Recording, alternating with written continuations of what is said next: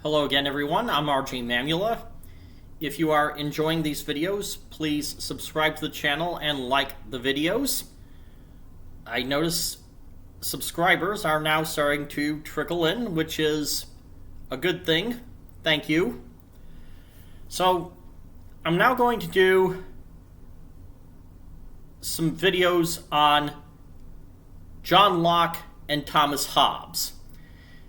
These are the two most famous philosophers on the social contract theory.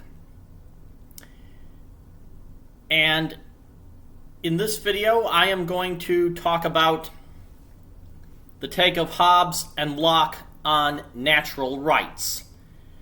Now, natural rights are rights that we have by mere virtue of being human. They're the rights that Thomas Jefferson argued for in the Declaration of Independence: life, liberty, the pursuit of happiness.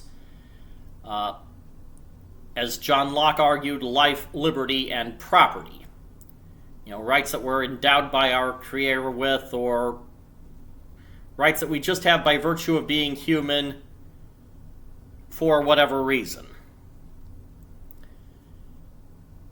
Now, Hobbes' take was that human beings have no natural rights. That the only rights we have are the rights to things we are able to obtain by our own force, by our own power, essentially survival of the fittest.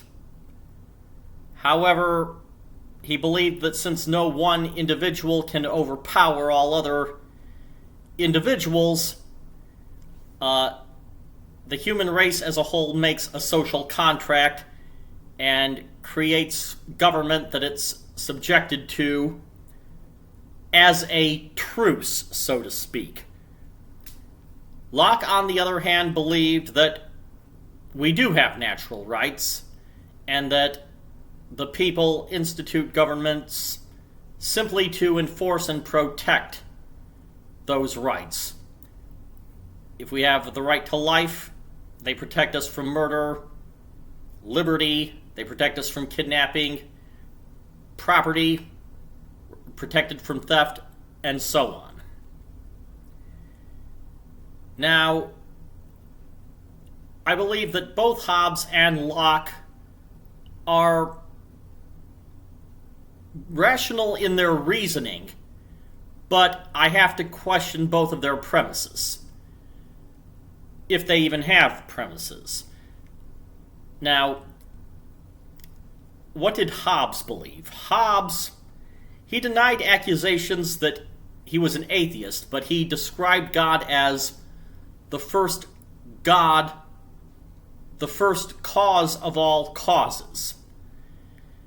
In some ways, you might argue that would make him a deist. A deist believes that God created the universe, but has since played no role in the affairs of the universe and has taken no part in governing it. He just created the world and let things happen as they will. And based on that, he believed that without a God who governs, there's no basis for morality, that there was no way to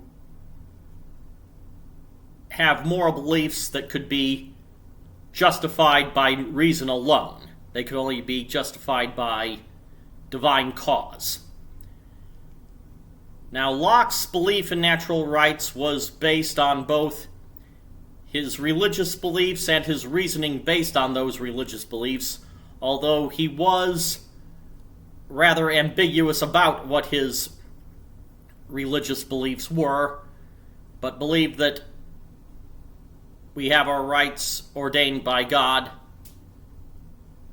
and the job of government is to protect those rights.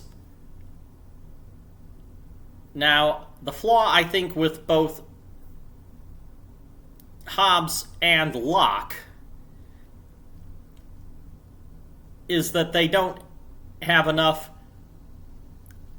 Hobbes assumes there's no God, and that there's no basis for morality without God. Actually, correction, he denied he was an atheist, but he believed that without God and without rules set by God, there was no basis for morality.